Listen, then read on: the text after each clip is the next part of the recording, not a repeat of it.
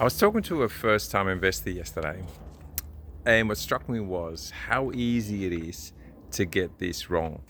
And so I wrote him an email afterwards, and I got my little cheat sheet here with points to keep in mind when you invest in property.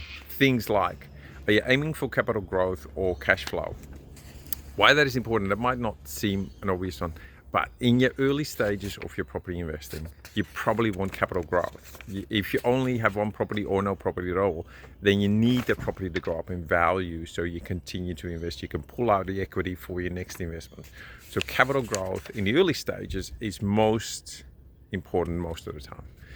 When you mature in your journey, when you got 3, 4, 5 properties, you got all those properties going up in value, or at least a few of them, capital growth might become less important. You say, well, I want to start focusing on using the equity in the properties to create an income stream, because at retirement, you really don't need $10 million in property and no cash flow. You need $200,000 a year or $100,000 a year, whatever that is for you. And you don't care if that's from $2 million in property or from $10 million in property. Now, there is ratios that say, well, if that's what you want, then your asset value should be at least this much.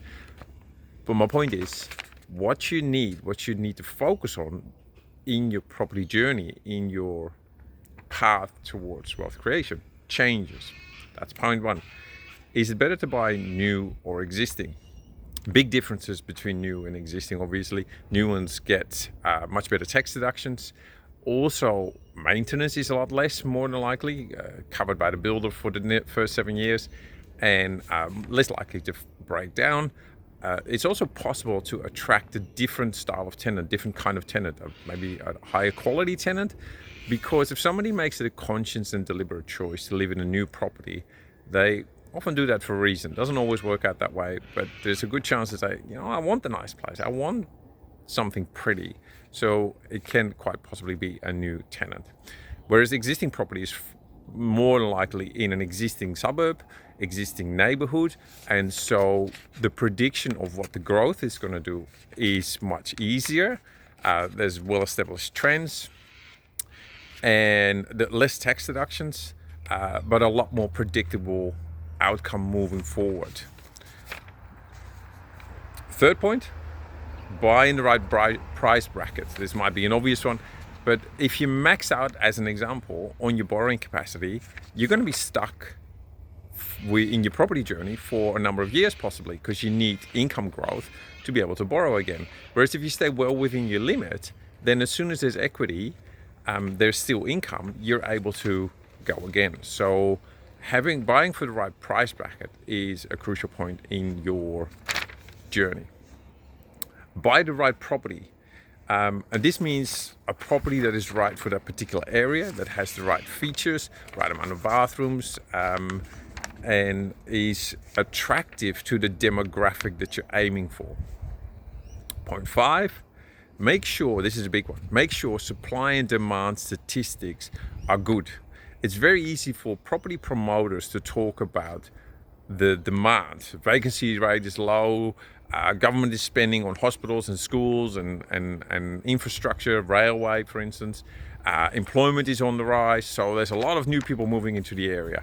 Great area to invest. But if that's a greenfield site and there is 100 acres over the back fence, then the demand might be great, but the supply can always be filled, or can be filled to meet that demand for a long time. And that's gonna pull back your growth. That's gonna pull back the soundness of your investment. So supply is easy to recognize. Demand is easy to recognize. Also make sure that you've seriously looked at supply. How easy is it to add properties to this space to fill the demand? And the last one, do you buy a high rise or house and land package or a duplex, or what kind of investment is best for you? And it doesn't always, there's not one answer to this, but they're important considerations. For instance, if you buy high rise and you buy off the plan, if you buy off the plan and it's high rise, then the term to completion is a lot longer. Now that might give you good capital growth, which is kind of what you're aiming for. You don't have to do anything and it will go up in value between when you bought it and when you settle on it.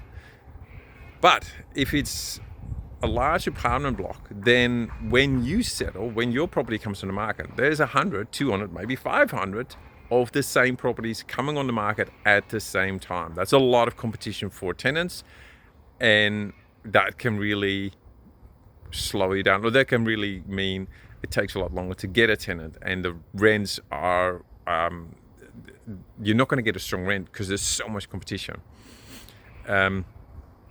If you buy an existing property in a smaller block, that can be a good investment because there's less competition, there's less strata as well. Often if there's no lifts, there's no spas, there's no gyms, that reduces your strata, so that can really make a difference. And you know what the property is going to do. We've seen a lot of problems with high-rise apartments in the construction side of things, and so having something that is established in a small block means whatever is going wrong structurally has already gone wrong, so you're past that point, especially if something is 5 or 10 years old.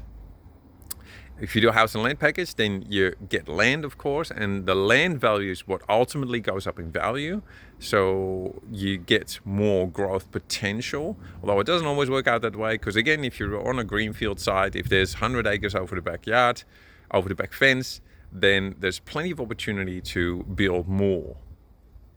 Those are some of the considerations when you start investing, and I, doing this video, to strongly encourage you to educate yourself, to talk to people that you trust that have done this before, to check their credentials, because if you get it wrong, you're sitting on a dud. Most people don't want to sell property, so 10 years down the track they have very little growth in value and in rent, and you're stuck and you're like, what do I do now? This is not what I thought. And this is your future. This is your wealth creation plan. So it's really important to get it right.